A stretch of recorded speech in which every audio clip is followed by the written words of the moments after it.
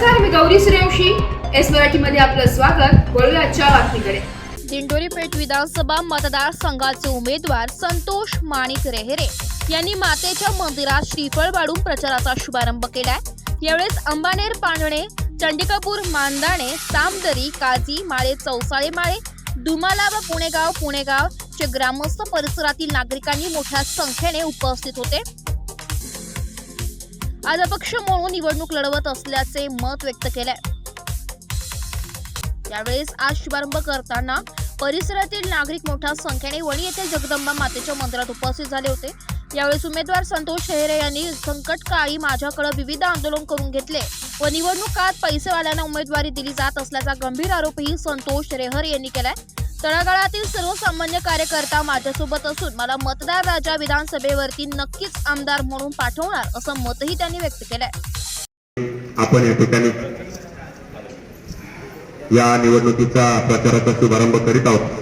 त्या प्रसंगी उपस्थित असलेले आमचे ज्येष्ठ मार्गदर्शक पुणेगावचे माजी सरपंच चाळे बाबा, सिंधू नाना गुले, या ठिकाणी पोपट मामा गुले, सोमनाथ चौरे, दत्तू नाना जाधव, नाना चाहळे, या ठिकाणी संजूभाऊ चौरे, बाबापूरून आलेले या ठिकाणी राऊत मामा, दिलीप अण्णा, सगळी तोला मोलाची जे कार्यकर्ते आहेत, या ठिकाणी पिंटू भाऊ आहेत मांदानेहून, आमचे विलास मामा चौरे, सामदरीहून किरण चौधरी.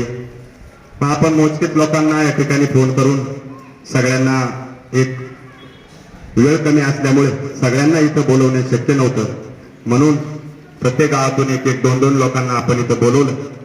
तुम्ही सगळ्यांनी माझ्यावरती जो विश्वास टाकून माझ्यावर प्रेम दाखवला आणि तुम्ही सगळे आलात, प्रथमतः तुमचं धन्यवाद व्यक्त करतो आणि आभारही व्यक्त करतो. बंधूंनो, गेल्या मागील काळात मी प्रचंड काम केलं आणि काम करत असताना या ठिकाणी कोणीही पण घराबाहेर पडायला तयार नव्हतं आणि म्हणून माझ्यावरती विश्वास दाखवून मी काम सुरू केलं. सचिन दादा या ठिकाणी साक्षीदार आहेत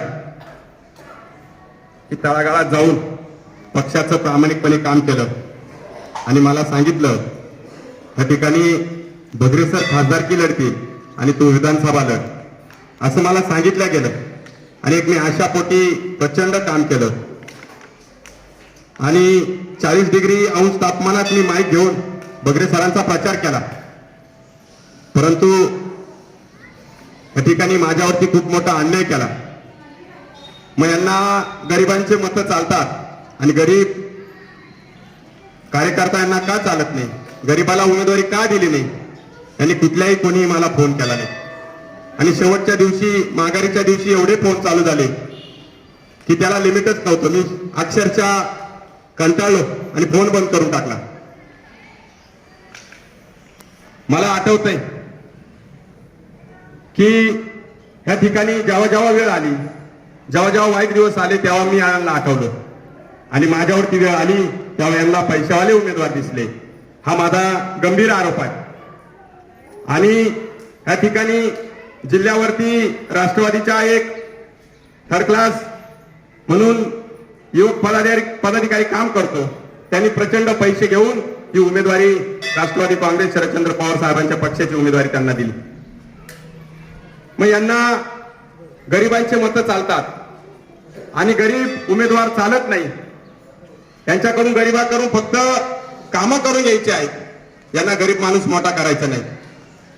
बंधूंनो, तुम्ही बघितलं असेल की जेव्हा जेव्हा शेतकऱ्यांवरती संकट आले त्यावेळेस आम्ही एक पाऊल पुढे ठेवून रस्त्यावरची लढाई लढलो, सरकारच्या विरोधात लढाई लढलो, आंदोलनं केली. जिल्हा बँकेचा प्रश्न असेल की दिंडोरी तालुक्यात या ठिकाणी शेतकऱ्यांच्या इतर अधिकारात म्हणजे हक्कात नावं लावण्याचं काम या ठिकाणी जिल्हा बँकेने चालू केलं होतं.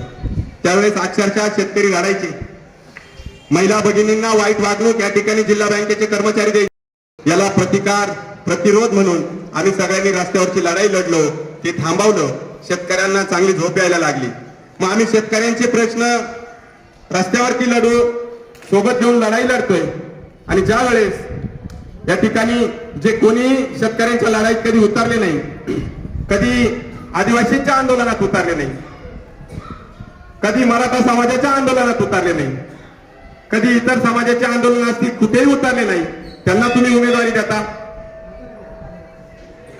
तुम्ही त्यांना प्रश्न विचारले पाहिजे की समाजावर अन्याय होतो त्यावेळेस तुम्ही कुठे गेले? त्यावेळेस हे घरात बसले, आम्ही रस्त्यावरची लढाई लढत होतो. धनगर आरक्षणाचा मुद्दा झाला, त्यावेळेस तालुक्यातील समस्त आदिवासी समाज एकजूट होऊन महाराष्ट्रात पहिलं आंदोलन आपण केलं आणि दिंडोरी येथे चक्काजाम आंदोलन केलं. त्यावेळेस ज्यांना उमेदवाऱ्या दिल्या ते उमेदवार तिथं कोणी नव्हतं. मग एकीकडे समाजाचं कार्ड वापरून जातीभेद करून यांना इलेक्शन लढता येतात आणि इलेक्शन आले काला समाज दिसतो. मग ज्यावेळेस समाजावर अन्याय होता त्यावेळेस तुम्ही घराईत काय करता? त्यावेळेस आम्ही रस्त्यावरची लढाई लढतो. मग समाजाने यांना मत देण्याचा अधिकार सुद्धा नाही. जरी यांना तिकीट मिळाले असतील तर समाजाने यांना माझं आव्हान आहे, यांना मत टाकू नका. ज्यावेळेस समाजावर अन्याय होता त्यावेळेस हे कुठेही दिसले नाही. यांना मुळातच अधिकारच नाही मत मागण्याचा. मी कुठेतरी कोचरगावच्या एक सभेमध्ये त्यांचं भाषण ऐकलं की म्हणे उमराळा गट असेल, कोचरगाव गट असेल, तिथं अजूनपर्यंतही विकास झालेला नाही.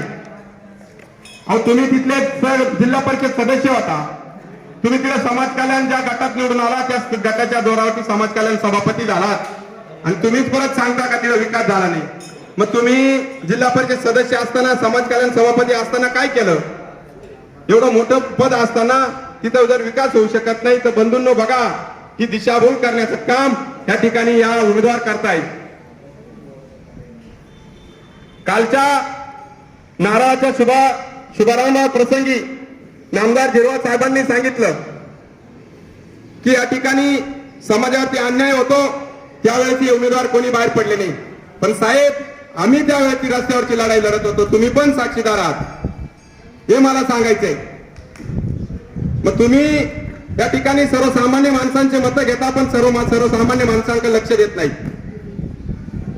बंधूंनो, तुम्ही तालुक्यातील रस्त्यांची अवस्था दयनीय आहे.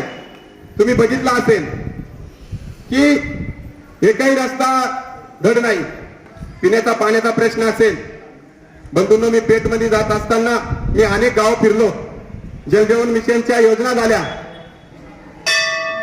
या ठिकाणी जे सरकारचे नियम असेल, ज्या प्रशासनाचे नियम असेल त्याच्यावरून प्रशासकीय योजना राबवल्या जातात. परंतु जलजीवन मिशन मध्ये यांनी आधी पाईपलाईनी खोदल्या, टाक्या बांधल्या, नंतर पाण्याचा स्रोत शोधायला यांनी सुरुवात केली. मला सांगायचं आहे, आधी पाण्याचा स्रोत बघितला पाहिजे, नंतर पाईपलाईनी टाकी झाली पाहिजे.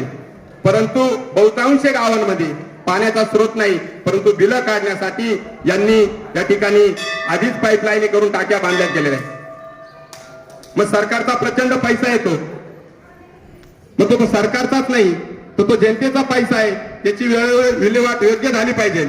पण अशा प्रकारचे कुठेही दिसत नाही. क्षणाचं तर मी ती लढाई लढतोच आहे.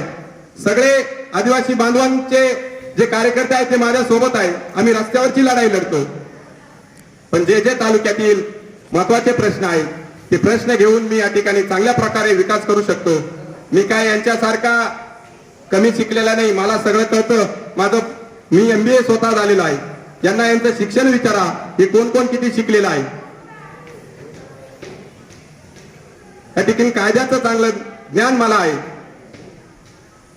आणि म्हणून या निवडणुकीमध्ये तुम्ही सगळ्या मायबाप जनतेने माझ्या सोबत राहावं. मी तुमच्या आई जगदंब्या समोर मी तुम्हाला शब्द देतो, मी कुठल्याही प्रकारे या ठिकाणी माझ्या अंगावर चितोडे उडून जाणार नाही, चुकीचं काम करणार नाही. माझ्या हातून मागील काळात काही चुकलं असेल, कोणाच्या भावना दुखावल्या असेल ती माफी मागतो. तुम्ही मायबाप जनतेने माझ्या सोबत राहावं अशी या ठिकाणी विनंती करतो. येत्या 20 तारखेला रोलर वरून 13 नंबरची निशाणी आहे, रोड रोलर, आणि खालीहून 2 नंबरची, म्हणजे या निशाणी समोरील बटन दाबा. एकदम चांगली निशाणी आपल्याला मिळालेली आहे. मी तुम्हाला विनंती करतो, त्या रोड रोलर निशाणी संतोष माणिक रेहरे, नंबर अनुक्रमांक 13 संतोष माणिक रेहरे, त्याच्या समोर रोड रोलर समोर तो बटन दाबा ही विनंती करतो. मला खात्री आहे की 100% आपला विजय होईल. विजयाचं गणित आहे. मला फोन करून विचारतात तुझ्या विजयाचं गणित का, मी का सांगू आता, मी जर आता सांगितलं तर ते लीक होईल. म्हणून माझ्याकडची जी नाळ जोडलेली लोकांची ती नाळ परिपक्व आहे, ती नाळ पक्की आहे, त्याच्यात कुठल्याही प्रकारची शंका नाही. गावागावात मी जी कार्यकर्ते जोडले किंवा त्या लोकांशी माझे प्रेमाचे संबंध जोडले ते 100% मतदान आपल्यालाच करतील अशी खात्री, असा विश्वास या निमित्ताने देतो. तुम्ही सगळे आलात, तुमचे सगळ्यांचे या ठिकाणी आभार व्यक्त करतो आणि सगळ्यांना विनंती की आपण प्रत्येक गावात जे कोणी असेल, सचिन दादा आपण संघर्षाची लढाई लढलो, तुम्ही पण आपल्या कार्यकर्त्यांना सांगा की एक युवक या धनाढ्य लोकांसमोर या ठिकाणी विरोधात उभा राहिलाय, यांच्याशी संघर्ष करतोय. आज माझ्यावर वेळ आली, उद्या दुसऱ्यावर येईल. म्हणून तुम्ही सगळ्यांनी एकत्र व्हा. आपले मित्रपरिवार असेल, आपलं नातेवाईक असेल, प्रत्येक गावागावात फोन फिरवा. खात्रीशीर सांगतो की विजय आपलाच होईल, याच्यात कुठली शंका नाही. कारण की मला खात्री आहे, मी अजूनही पोटतिडकीने सांगतो की खूप लोकांपर्यंत मी पोहोचलोय. ते लोक मला फोन करून सांगतात की तुम्ही माघार घेऊ नका, 100% विजय आपलाच आहे. कालही मी पेठमध्ये होतो, खूप चांगला प्रतिसाद आहे. म्हणून मी तुम्हा सगळ्यांना पुन्हा एकदा विनंती करतो, तुमच्या चरणी नतमस्तक होतो, आई जगदंबे चरणी नतमस्तक होतो. आणि येत्या 20 तारखेला संतोष माणिक रहेरे निशाणी रोड रोलर त्याच्या समोरील बटन दाबा आणि जास्तीत जास्त मताधिक्याने विजय करा ही विनंती करतो आणि थांबतो. धन्यवाद. जय हिंद, जय महाराष्ट्र. एस मराठी न्यूज साठी प्रतिनिधी शामराव सोनवणे, दिंडोरी. अशाच नवीन ताज्या घडामोडी जाणून घेण्यासाठी आमच्या एस मराठी न्यूज चॅनलला लाईक करा, शेअर करा, सबस्क्राईब करा आणि बेल आयकॉनला क्लिक करायला विसरू नका.